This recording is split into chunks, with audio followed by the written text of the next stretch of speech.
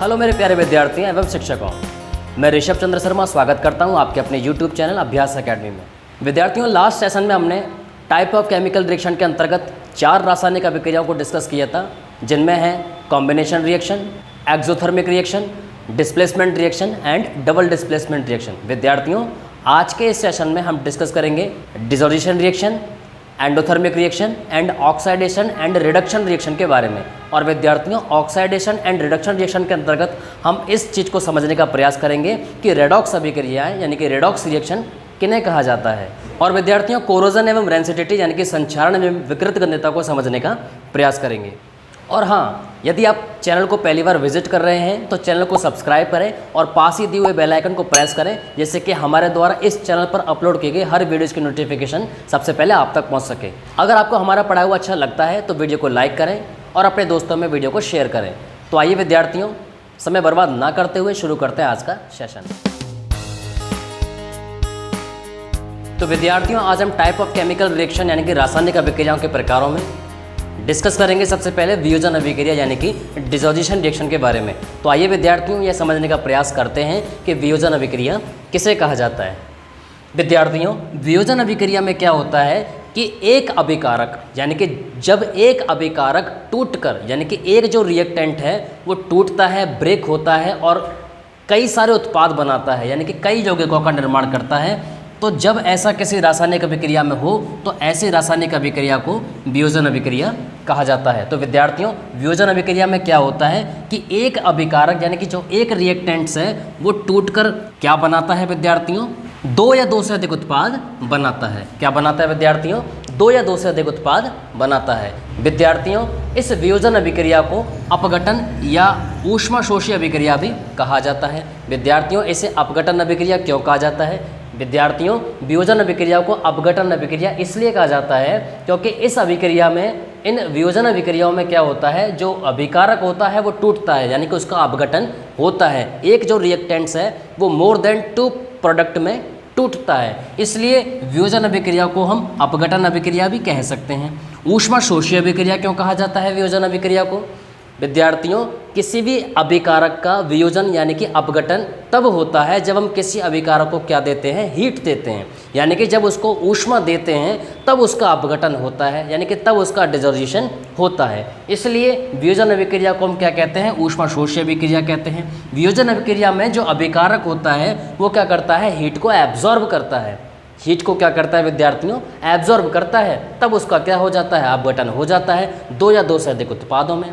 तो इसलिए हम कह सकते हैं कि वियोजन अभिक्रिया एक अपघटन और ऊष्माशोषी अभिक्रिया भी है। विद्यार्थियों, इस वियोजन अभिक्रिया में अभिकारकों के टूटने के लिए जो उत्तरदायी कारक हैं यानी कि जो रेस्पॉन्सिबल फैक्टर्स हैं वो कौन कौन से हैं? विद्यार्थियों, रेस्पॉन्सिबल फैक्टर्स अपने हैं विद्युत यानी कि इलेक्ट्रिसिटी, ऊष्मा एवं ताप। ये 3 जो यहाँ पर जो मैंने फैक्टर्स लिखे हुए हैं ये किसी भी अभिकारक के वियोजन के फैक्टर हैं, यानी कि जब कोई भी रासायनिक अभिक्रिया अपघटन अभिक्रिया होती है तब उसमें अभिकारक उत्पादों में टूटता है, मोर देन 2 प्रोडक्ट में डिवाइड होता है, ब्रेक होता है, तब उसके लिए जो रेस्पॉन्सिबल फैक्टर होते हैं वो विद्युत, ऊष्मा एवं ताप होते हैं। विद्यार्थियों, इन्हीं फैक्टरों को ध्यान में रखते हुए हम वियोजन अभिक्रिया को 3 टाइप्स में डिवाइड करते हैं। सबसे पहली है विद्युत अपघटन यानी कि इलेक्ट्रिकल डिकम्पोजिशन, सेकंड है ऊष्मीय अपघटन यानी कि थर्मल डिकम्पोजिशन एंड थर्ड है प्रकाशीय अपघटन यानी कि ऑप्टिकल डिकम्पोजिशन। तो आइए विद्यार्थियों, इन तीनों वियोजन अभिक्रियाओं को समझने का प्रयास करते हैं। सबसे पहले विद्युत अपघटन को समझते हैं कि विद्युत अपघटन यानी कि इलेक्ट्रिकल डिकम्पोजिशन किसे कहा जाता है। विद्यार्थियों, जब किसी भी यौगिक यानी कि किसी भी अभिकारक का जब अपघटन होता है यानी कि डिकम्पोजिशन होता है तो वो 2 या 2 से अधिक उत्पादों में टूट जाता है। विद्यार्थियों, यहाँ पर जो अभिकारक है यानी जो रिएक्टेंट्स हैं, विद्युत अपघटन की हम बात कर रहे हैं। इस विद्युत अपघटन यानी कि इलेक्ट्रिकल डिकम्पोजिशन में क्या होता है कि जो यौगिक होता है यानी कि जो रिएक्टेंट्स होता है यानी कि जो अभिकारक है वो किस अवस्था में होता है, गलित अवस्था में होता है यानी कि मॉल्टन स्टेट में होता है, ठीक है। और जो यौगिक होता है यानी कि जो अभिकारक है उसकी कैसी प्रवृत्ति होती है, आयनिक प्रवृत्ति होती है। कैसा नेचर होता है, आयनिक नेचर होता है। आयनिक नेचर का मतलब यह है कि यदि हम ऐसे अभिकारक जो गलित अवस्था में है और जो आयनिक नेचर रखता है, अगर उसको हम वाटर में घोलें यानी कि पानी में अगर उसको घोलें तो वो दो आयन्स पॉजिटिव आयन यानी कि धनात्मक आयन और नेगेटिव आयन यानी कि ऋणात्मक आयन्स में डिवाइड हो जाता है। आइए विद्यार्थियों, अब विद्युत अपघटन को एक एग्जाम्पल के थ्रू समझने का प्रयास करते हैं। यहाँ पर मैंने एक एग्जाम्पल के थ्रू विद्युत अपघटन को समझाने का प्रयास किया है कि जब जल का विद्युत अपघटन हम कराते हैं। विद्यार्थियों, विद्युत अपघटन में होता क्या है कि एक एनोड और एक कैथोड को लेते हुए हम क्या करते हैं, उस सॉल्यूशन में विद्युत धारा प्रवाहित कराते हैं। तो एनोड आपका होता है धनायन और कैथोड आपका होता है ऋणायन, यानी कि एनोड पॉजिटिव चार्ज रखता है और कैथोड आपका नेगेटिव चार्ज रखता है। जब किसी भी पानी के सॉल्यूशन में यानी कि वाटर का जो सॉल्यूशन है, अगर उसमें एनोड और कैथोड लगाकर अगर हम विद्युत धारा प्रवाहित करें तो आपको कैथोड से हाइड्रोजन गैस एवं एनोड से ऑक्सीजन गैस की प्राप्ति हो जाती है। यानी कि कैथोड से हाइड्रोजन गैस मुक्त हो जाती है और एनोड से आपके ऑक्सीजन गैस मुक्त हो जाती है। नेक्स्ट जो केमिकल इक्वेशन है, ये भी विद्युत अपघटन का ही एग्जाम्पल है। यहाँ पर हम सॉल्यूशन की फॉर्म में यानी कि यौगिक जो गलित अवस्था में है उसकी फॉर्म में हम क्या ले रहे हैं, सोडियम क्लोराइड ले रहे हैं NaCl। अब NaCl के सॉल्यूशन में अगर हम एनोड और कैथोड लगाकर क्या करें, विद्युत धारा प्रवाहित करें तो हमको जो सोडियम धातु है वो कैथोड से प्राप्त हो जाती है एवं जो क्लोरीन है, जो गैस है, वो एनोड से प्राप्त हो जाती है। तो ये थी विद्यार्थियों विद्युत अपघटन, जो वियोजन अभिक्रिया का ही प्रकार था। नेक्स्ट हम ले रहे हैं ऊष्मीय अपघटन। नेक्स्ट हम ले रहे हैं ऊष्मीय अपघटन यानी कि थर्मल डिकम्पोजिशन। विद्यार्थियों, थर्मल डिकम्पोजिशन में क्या होता है कि जो यौगिक है यानी कि जो कंपाउंड है आपका, जिसको आप रिएक्टेंट यानी कि अभिकारक कह रहे हैं, वो ऊष्मा पाकर यानी कि उसको हम क्या करेंगे, हीट करेंगे, यानी कि उसको गर्म करेंगे। और वो गर्म करने पर होता क्या है कि जो अभिकारक है, जो यौगिक है, वो छोटे छोटे अणुओं में टूट जाता है, स्मॉल स्मॉल मॉलिक्यूल्स में डिवाइड यानी कि ब्रेक हो जाता है। विद्यार्थियों, ऊष्मीय अपघटन को इन रासायनिक अभिक्रियाओं से भी समझ सकते हैं कि यहाँ पर हम फेरस सल्फेट, जो फेरस सल्फेट है, अगर उसको हम हीट करते हैं, उसको अगर हम गर्म करते हैं तो वो फेरिक ऑक्साइड, सल्फर डाइऑक्साइड एवं सल्फर ट्राइऑक्साइड में डिवाइड हो जाता है। नेक्स्ट जो केमिकल रिएक्शन है उसमें जो लेड नाइट्रेट होता है वो लेड ऑक्साइड, नाइट्रोजन डाइऑक्साइड एवं ऑक्सीजन 3 उत्पादों में डिवाइड हो जाता है। विद्यार्थियों, इन दोनों रासायनिक अभिक्रियाओं में हम क्या करते हैं, अभिकारक को हीट प्रोवाइड कराते हैं, यानी कि जो अभिकारक है, जो रिएक्टेंट्स हैं, उनको क्या करते हैं, हम हीट देते हैं, उनको ऊष्मा देते हैं और वो ऊष्मा पाकर क्या करते हैं, 2 या 2 से अधिक उत्पाद बनाते हैं, यानी कि छोटे छोटे मॉलिक्यूल्स में डिवाइड हो जाते हैं।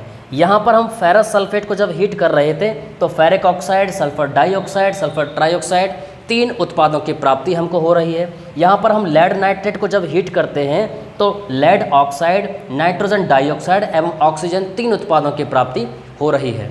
आइए विद्यार्थियों, अब प्रकाशीय अपघटन यानी कि ऑप्टिकल डिकम्पोजिशन को समझने का प्रयास करते हैं।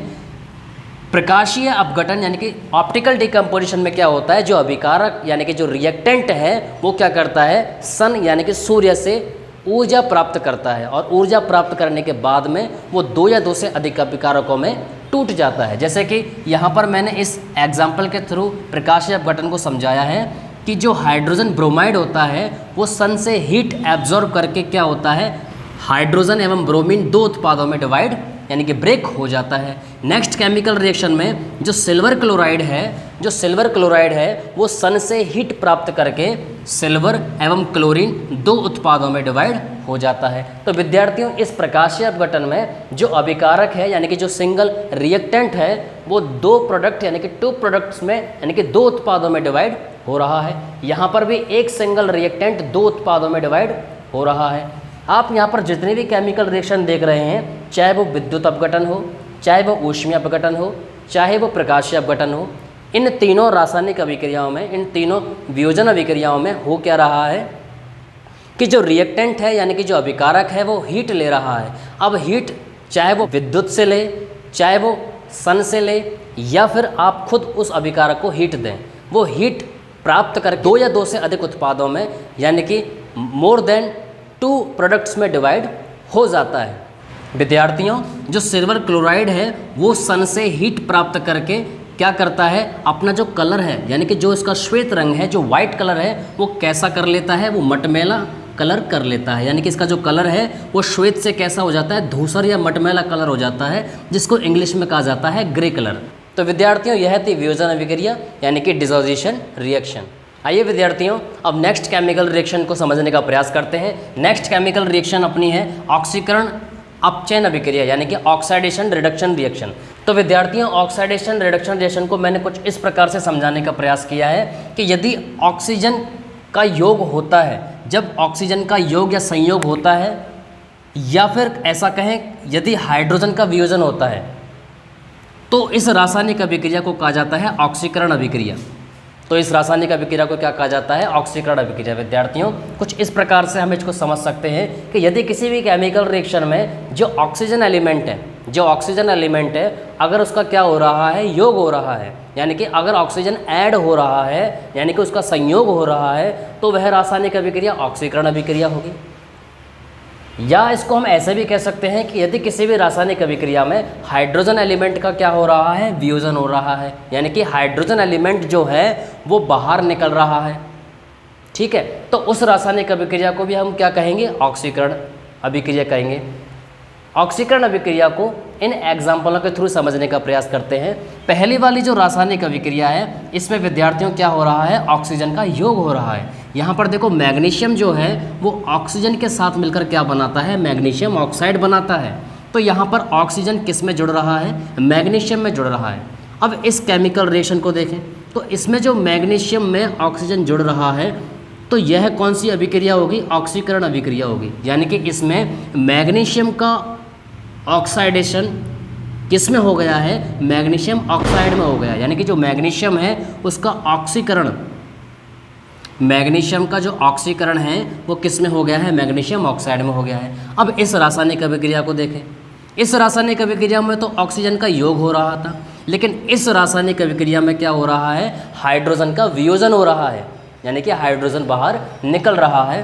देखें यह है एथेनॉल CH3CH2OH, ये है एथेनॉल। यहाँ से ये हाइड्रोजन निकलता है और क्या बनाता है, एथेनॉल बनाता है। विद्यार्थियों COOH नहीं COH है, ये COH CH3COH, तो ये है एथेनॉल एवं हाइड्रोजन। तो एथेनॉल क्या बनाता है, डिवाइड होकर एथेनॉल एवं हाइड्रोजन बनाता है। एथेनॉल अभिकारक है और एथेनॉल एवं हाइड्रोजन क्या है, उत्पाद है। तो यहाँ पर देखो एथेनॉल से हाइड्रोजन निकल रहा है, यानी कि हाइड्रोजन का क्या हो रहा है, वियोजन हो रहा है। हाइड्रोजन का क्या हो रहा है विद्यार्थियों, वियोजन हो रहा है। तो ऐसी रासायनिक अभिक्रिया जिसमें या तो ऑक्सीजन का योग हो या फिर हाइड्रोजन का वियोजन हो। इस रासायनिक अभिक्रिया में ऑक्सीजन का योग हो रहा था और इस रासायनिक अभिक्रिया में हाइड्रोजन का वियोजन हो रहा था। तो ऐसी रासायनिक अभिक्रियाएं जिनमें ऑक्सीजन का योग हो या फिर हाइड्रोजन का वियोजन हो, ऐसी रासायनिक अभिक्रियाएं ऑक्सीकरण अभिक्रियाएं कहलाती हैं। नेक्स्ट आपकी है अपचयन अभिक्रिया। देखो अपचयन अभिक्रिया को इस प्रकार से समझते हैं कि यदि ऑक्सीजन एलिमेंट का क्या हो, वियोजन हो, यदि ऑक्सीजन एलिमेंट का किसी भी रासायनिक अभिक्रिया में क्या हो, वियोजन हो, यानी कि ऑक्सीजन जो एलिमेंट है अगर वो बाहर निकल रहा है, या फिर ऐसा कहें कि हाइड्रोजन एलिमेंट का क्या हो रहा है, योग हो रहा है, यानी कि संयोग हो रहा है, यानी कि जो हाइड्रोजन एलिमेंट है अगर वो ऐड हो किसी भी रासायनिक अभिक्रिया में, या फिर ऑक्सीजन एलिमेंट बाहर निकले यानी कि उसका क्या हो, वियोजन हो, तो ऐसी रासायनिक अभिक्रिया कौन सी अभिक्रिया कहलाती है, अपचयन अभिक्रिया कहलाती है। आइए विद्यार्थियों अपचयन अभिक्रिया को इन दो उदाहरणों से समझने का प्रयास करते हैं। पहली वाली रासायनिक अभिक्रिया में जो पोटेशियम क्लोरेट है इसमें क्या हो रहा है, ऑक्सीजन बाहर निकल रहा है। इसमें क्या हो रहा है, ऑक्सीजन बाहर निकल रहा है, ये देख लीजिए आप। और पोटेशियम क्लोरेट क्या बनाता है, पोटेशियम क्लोराइड एवं ऑक्सीजन बनाता है। तो पोटेशियम क्लोरेट से क्या हो रहा है, ऑक्सीजन बाहर निकल रहा है। तो ये कैसी रासायनिक अभिक्रिया है, अपचयन अभिक्रिया है ये। सेकंड जो केमिकल रिएक्शन है इसमें जो एथीन है C2H4 जो एथीन है, इसमें क्या हो रहा है, हाइड्रोजन का योग हो रहा है, जो हाइड्रोजन है वो इसमें जुड़ रहा है। तो क्या बनाता है, एथेन बनाता है, यानी कि एथीन से क्या बन रहा है, एथेन हाइड्रोजन जुड़ने के बाद। तो देखो यहाँ पर पोटेशियम क्लोरेट जो है उसका अपचयन किस में हो गया है, पोटेशियम क्लोराइड में हो गया है। पोटेशियम क्लोरेट का अपचयन, पोटेशियम क्लोरेट का अपचयन किस में हो गया है, पोटेशियम क्लोराइड में हो गया है। यहाँ पर एथीन का जो अपचयन है, एथीन का जो अपचयन है, जो रिडक्शन है वो किस में हो गया है, एथेन में हो गया है। और यहाँ पर इस वाली केमिकल रिएक्शन में एथेनॉल का ऑक्सीकरण किस में हो गया था, एथेनॉल में हो गया था, और जो मैग्नीशियम था इसका ऑक्सीकरण किस में हो गया था, मैग्नीशियम ऑक्साइड में हो गया था। तो विद्यार्थियों, ऐसी रासायनिक अभिक्रिया जिसमें ऑक्सीजन का योग या संयोग हो एवं हाइड्रोजन का वियोजन हो, तो ऐसी रासायनिक अभिक्रिया ऑक्सीकरण अभिक्रिया कहलाती है। जैसा कि मैंने यहाँ पर इन एग्जाम्पलों में बताया है, ऑक्सीजन का यहाँ पर योग हो रहा है और यहाँ पर हाइड्रोजन का वियोजन हो रहा है। ऐसी रासायनिक अभिक्रिया जिसमें ऑक्सीजन का वियोजन हो और हाइड्रोजन का क्या हो, योग हो, तो ऐसी रासायनिक अभिक्रिया अपचयन अभिक्रिया कहलाती है। जैसा कि आप यहाँ पर देख सकते हैं, यहाँ पर ऑक्सीजन का वियोजन हो रहा है और यहाँ पर हाइड्रोजन का क्या हो रहा है, योग हो रहा है। तो विद्यार्थियों, यह थी ऑक्सीकरण अपचयन अभिक्रिया। अब नेक्स्ट विद्यार्थियों हम समझते हैं रेडॉक्स अभिक्रिया, यानी कि रेडॉक्स रिएक्शन किसे कहा जाता है। विद्यार्थियों, रेडॉक्स रिएक्शन में क्या होता है, एक अभिकारक यानी कि जो एक रिएक्टेंट होता है उसका क्या होता है, ऑक्सीकरण। यानी कि ऐसी रासायनिक अभिक्रिया जब एक रिएक्टेंट का उसमें ऑक्सीकरण हो और दूसरे रिएक्टेंट का क्या हो, अपचयन हो, तो ऐसी रासायनिक अभिक्रिया को रेडॉक्स अभिक्रिया कहा जाता है। यानी कि रेडॉक्स अभिक्रियाओं में ऑक्सीकरण और अपचयन ये दोनों साथ साथ पैरेलल चलते हैं। रेडॉक्स अभिक्रियाओं में एक अभिकारक यानी कि एक रिएक्टेंट का क्या होता है, ऑक्सीकरण होता है, और दूसरे अभिकारक का क्या होता है विद्यार्थियों, अपचयन होता है। तो आइए विद्यार्थियों, रेडॉक्स अभिक्रिया को एक उदाहरण के थ्रू समझने का प्रयास करते हैं। यहाँ पर मैंने एक उदाहरण के माध्यम से रेडॉक्स अभिक्रिया को समझाने का प्रयास किया है। विद्यार्थियों, यह है कॉपर ऑक्साइड। जब कॉपर ऑक्साइड हाइड्रोजन के साथ में संयोग करता है तो कॉपर एवं जल बनाता है। तो विद्यार्थियों समझते हैं कि यहाँ पर अपचयन किस प्रकार हो रहा है और ऑक्सीकरण किस प्रकार हो रहा है। तो विद्यार्थियों, इस रासायनिक अभिक्रिया में जो कॉपर ऑक्साइड है उसका अपचयन किस में हो जाता है, कॉपर में हो जाता है। कॉपर ऑक्साइड का अपचयन किस में हो जाता है, कॉपर में हो जाता है। तो यहाँ पर ऑक्सीजन का क्या हो रहा है, वियोजन हो रहा है। यानी कि ऑक्सीजन का क्या हो रहा है, वियोजन हो रहा है, यानी कि ऑक्सीजन बाहर निकल रहा है। कॉपर ऑक्साइड से ऑक्सीजन बाहर निकल रहा है, तो बना क्या रहा है, कॉपर बना रहा है। यानी कि कॉपर ऑक्साइड का अपचयन किस में हो गया, कॉपर में हो गया। तो विद्यार्थियों, यहाँ पर अपचयन अभिक्रिया हो रही है। यहाँ पर आप देख सकते हैं कि यह जो ऑक्सीजन है ये जाकर किस में जुड़ रहा है, हाइड्रोजन में जुड़ रहा है। इस प्रकार किसका निर्माण हो रहा है, जल का निर्माण हो रहा है, यानी कि वाटर का निर्माण हो रहा है। किसका निर्माण हो रहा है विद्यार्थियों, वाटर का निर्माण हो रहा है। तो इसमें ऑक्सीजन जुड़ रहा है, यानी कि यहाँ पर क्या हो रहा है, ऑक्सीजन जुड़ रहा है। तो हम कह सकते हैं कि हाइड्रोजन का जो ऑक्सीकरण है, हाइड्रोजन का जो ऑक्सीकरण है वो किस में हो रहा है, जल में हो रहा है। तो विद्यार्थियों, कॉपर ऑक्साइड का अपचयन कॉपर में होता है, हाइड्रोजन का ऑक्सीकरण जल में हो जाता है। यानी कि दोनों जो केमिकल रिएक्शन हैं वो पैरेलल यहाँ पर चल रही हैं। ऑक्सीकरण अपचयन जो रासायनिक अभिक्रियाएं हैं वो पैरेलल यहाँ पर चल रही हैं। यानी कि एक अभिकारक का क्या होता है, अपचयन, और दूसरा अभिकारक का क्या होता है, ऑक्सीकरण। तो इस प्रकार ऑक्सीकरण अपचयन जिन रासायनिक अभिक्रियाओं में पैरेलल चलती हैं, ऐसी रासायनिक अभिक्रियाओं को रेडॉक्स अभिक्रिया यानी कि रेडॉक्स रिएक्शन कहा जाता है। अब आइए विद्यार्थियों, अपना नेक्स्ट टॉपिक लेते हैं संक्षारण यानी कि कोरोजन। समझने का प्रयास करते हैं विद्यार्थियों, कोरोजन क्या होता है। हम सभी विद्यार्थियों जानते हैं कि जो धातुएं होती हैं, कि जो मेटल्स होते हैं, वो नमी और वायुमंडल के संपर्क में आकर, यानी कि नमी का मतलब है वाटर और वायुमंडल का हम यहाँ पर मतलब ले रहे हैं ऑक्सीजन से।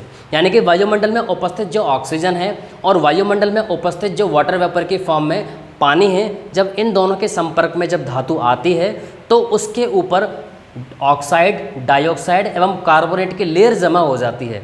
तो विद्यार्थियों, संक्षारण हम किसे कहें कि जब धातुएं इन अवांछित यौगिकों में परिवर्तित हो जाती हैं। जब धातुएं यानी कि जो मेटल्स होते हैं जब इन अवांछित कंपाउंड्स में कन्वर्ट हो जाते हैं, तो धातुओं का इन अवांछित कंपाउंड्स यानी कि अवांछित यौगिकों में परिवर्तन होना ही क्या कहलाता है, संक्षारण कहलाता है, यानी कि कोरोजन कहलाता है। जैसा कि आपने देखा होगा विद्यार्थियों कि जो लोहा होता है उसके अवांछित होने का यही कारण है। जब हम लोहे को खुला वायुमंडल में छोड़ते हैं तो वह पानी यानी कि वाटर वेपर की फॉर्म में जो पानी है उससे एवं ऑक्सीजन से क्या कर लेता है, क्रिया कर लेता है। जैसा कि मैंने यहाँ पर इस केमिकल रिएक्शन में भी समझाया हुआ है कि जो लोहा है वो वायुमंडल में उपस्थित जो ऑक्सीजन है और जो जल है उससे क्या कर लेता है, क्रिया कर लेता है एवं क्या बना लेता है, आयरन ऑक्साइड बना लेता है। आयरन ऑक्साइड का जो कलर होता है विद्यार्थियों वो रेड कलर का होता है। यानी कि जो लोहा होता है उसके ऊपर रेड कलर का जो सब्सटेंस जमा हो जाता है वही कहलाता है विद्यार्थियों iron oxide. Next chemical reaction में जो सिल्वर है वो ऑक्सीजन से क्रिया करके क्या बनाता है, सिल्वर ऑक्साइड बना लेता है। विद्यार्थियों, जो सिल्वर ऑक्साइड होता है उसका कलर कैसा होता है, ब्लैक कलर। यानी कि जो सिल्वर ऑक्साइड है वो किस कलर का सब्सटेंस होता है, ब्लैक कलर का सब्सटेंस होता है। यानी कि सिल्वर यानी कि चांदी को जब हम वायुमंडल में खुला छोड़ते हैं तो उसके ऊपर एक काले परत का एक सब्सटेंस जमा हो जाता है जो कि क्या होता है, सिल्वर ऑक्साइड होता है। नेक्स्ट केमिकल रिएक्शन में जो कॉपर है यानी कि जो तांबा है, जब उसको ऑक्सीजन यानी कि वायुमंडल में खुला छोड़ते हैं तो उसके ऊपर कॉपर ऑक्साइड यानी कि वो कॉपर ऑक्साइड में कन्वर्ट हो जाता है। यानी कि जो कॉपर है जब ये ऑक्सीजन के संपर्क में आता है तो क्या बना लेता है विद्यार्थियों, कॉपर ऑक्साइड बना लेता है। जो कॉपर ऑक्साइड होता है वो ग्रीन और ब्राउन कलर का सब्सटेंस होता है। यानी कि जो कॉपर ऑक्साइड है वो कौन से कलर का सब्सटेंस होता है, ग्रीन एवं ब्राउन कलर का सब्सटेंस होता है। तो विद्यार्थियों, यही कारण है कि लोहे को हम खुला वायुमंडल में नहीं छोड़ सकते, क्योंकि वायुमंडल में खुला छोड़ने के कारण उस पर जंग लग जाती है। और इस जंग से बचने के लिए, इस कोरोजन से बचने के लिए हम करते क्या हैं, लोहे के ऊपर पेंट करते हैं या उनके ऊपर एक ऐसे तेल का लेप कर दिया जाता है जिससे कि वो पानी और वायुमंडल के संपर्क में ना आए और उसके ऊपर जंग ना लगे। यानी कि संक्षारण का जो एक ड्रॉबैक है लोहे के साथ, उससे बचा जा सके। नेक्स्ट टॉपिक हम लेते हैं रेंसिडिटी यानी कि विकृत गंधता। तो विद्यार्थियों, विकृत गंधता को समझने का प्रयास करते हैं कि जब वसायुक्त जो तेलीय खाद्य पदार्थ होते हैं, जब उनको वायुमंडल में हम खुला छोड़ते हैं तो विद्यार्थियों उनका क्या हो जाता है, अपचयन हो जाता है। या वसायुक्त तेलीय खाद्य पदार्थों को जब लंबे समय तक हम किसी पात्र में जमा करके रखते हैं तो उनका अपचयन हो जाता है, उनके स्वाद और गंध में क्या हो जाता है, परिवर्तन हो जाता है। यानी कि जो उनका स्मेल और टेस्ट होता है वो क्या हो जाता है, चेंज हो जाता है। किसी तेलीय खाद्य पदार्थ का के स्वाद में या गंध में परिवर्तन हो जाना क्या कहलाता है, विकृत गंधता कहलाता है। विद्यार्थियों, इस समस्या से बचने के लिए हम क्या करते हैं, रेफ्रिजरेटर का यूज़ करते हैं। यानी कि फ्रिज में हम खाद्य पदार्थों को कई लंबे समय तक जमा करके रख सकते हैं। यानी कि विकृत गंधता से बचने के लिए, रेंसिडिटी से बचने के लिए हम खाद्य पदार्थों को किस में स्टोर करके रखते हैं, फ्रिज में स्टोर करके रखते हैं। मार्केट के अंदर जितने भी खाद्य पदार्थ आते हैं, जैसे कि चिप्स वगैरह जो होती हैं, उनमें पैकेट के अंदर ऑक्सीजन गैस का इस्तेमाल ना करके नाइट्रोजन गैस का इस्तेमाल किया जाता है। इसका कारण यह है कि जो खाद्य पदार्थ होते हैं वो ऑक्सीजन गैस से जल्दी रिएक्शन कर लेते हैं, लेकिन नाइट्रोजन गैस से वो जल्दी रिएक्शन नहीं कर पाते हैं। और इसी कारण पैकेट्स में रखा हुआ आपका जो खाद्य पदार्थ होता है, जो फूड मटेरियल्स होता है, वो लंबे समय तक सुरक्षित रह पाता है, वह विकृत नहीं हो पाता है। यानी कि उसके स्वाद और गंध में परिवर्तन नहीं होता है। विकृत गंधता से बचने के लिए हम खाद्य पदार्थों को ढककर भी रख सकते हैं। तो ये तीन कुछ मैंने यहाँ पर विकृत गंधता से बचने के उपाय बता रखे हैं। या तो आप खाद्य पदार्थों को ढककर रखें, या फ्रीज में रखें, या फिर आप ऑक्सीजन की जगह पर नाइट्रोजन गैस का इस्तेमाल कर सकते हैं। तो विद्यार्थियों, मैं आशा करता हूँ आज का ये सेशन आपके समझ में आया होगा और टाइप ऑफ केमिकल रिएक्शन से संबंधित जितने भी आपके डाउट्स हैं सारे क्लियर हुए होंगे। यदि फिर भी आपका कोई डाउट है तो कमेंट बॉक्स में अपने डाउट शेयर करें, हम हर प्रॉब्लम को सॉल्व करने के लिए हमेशा तैयार रहेंगे। तो विद्यार्थियों, फिर मिलते हैं नेक्स्ट वीडियो में। अपना ध्यान रखिए, स्वस्थ रहिए, अपनी पढ़ाई करते रहिए। तब तक के लिए जय हिंद, जय भारत।